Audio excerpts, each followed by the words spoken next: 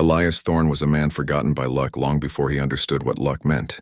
His ranch, a dying stretch of cracked earth on the Arizona frontier, stood like a stubborn memory of a life he once believed would bloom. With only 3 half-starved horses, a creaking windmill, and a cabin held together by desperation, Elias lived quietly day after day, refusing to abandon the land his father had worked until his last breath. The nights were the hardest when the desert grew cold, when the silence grew heavy, and when the memories of better days crawled back like unwelcome ghosts. It was on one such night as a thin moon brushed the desert with silver that Elias heard the faint dragging sound, soft, unsteady, human. He stepped out with nothing but a lantern and the old rifle he never loaded, because he was more afraid of mistakes than danger.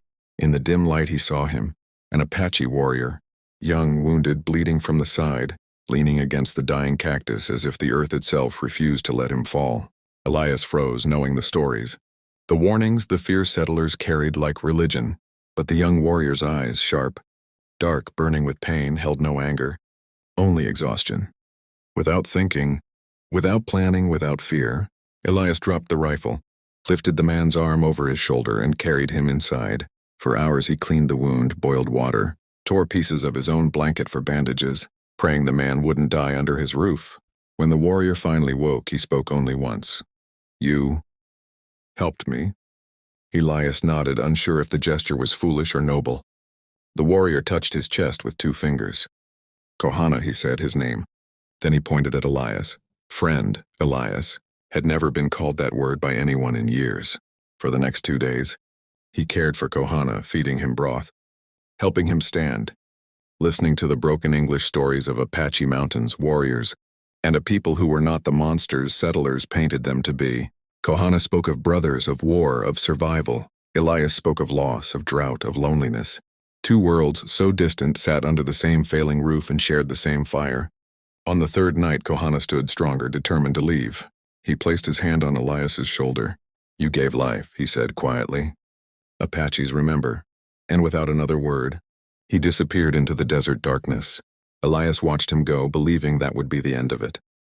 That his act of kindness had been a small flame in the wind, destined to fade.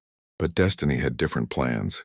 At dawn the next morning, Elias stepped outside to feed the horses, but froze, breath leaving his chest in one violent gasp. The horizon, miles and miles of it, was lined with movement.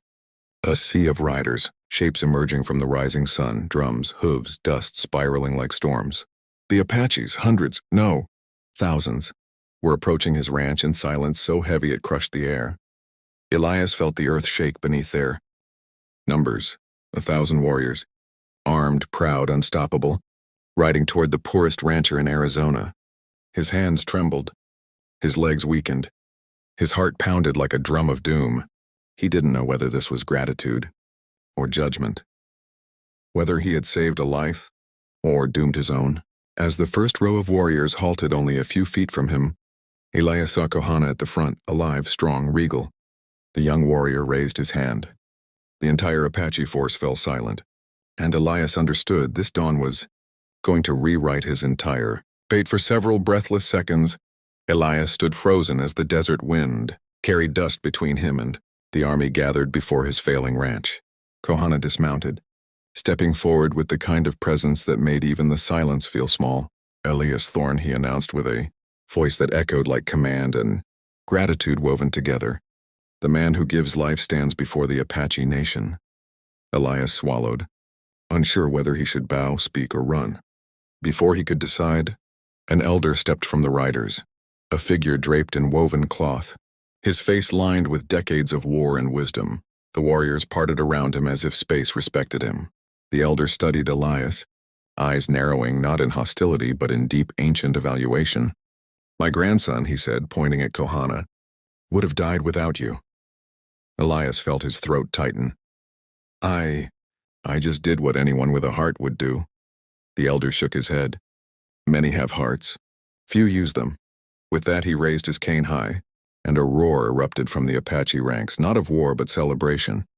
Drums thundered. Voices chanted. Horses pawed the ground as though even they understood something sacred was happening. Elias stood helplessly as the entire Apache nation surged forward, not attacking, but working. They dismounted in waves and spread across his land, like a well-trained army turned construction force. Warriors dug trenches, women carried water, children gathered stones, elders prayed blessings over the soil. Elias tried to protest, but Kahana rested a hand on his shoulder. "You gave life to one Apache," he said. "Now 1,000 give life to you." Hours passed as his land transformed.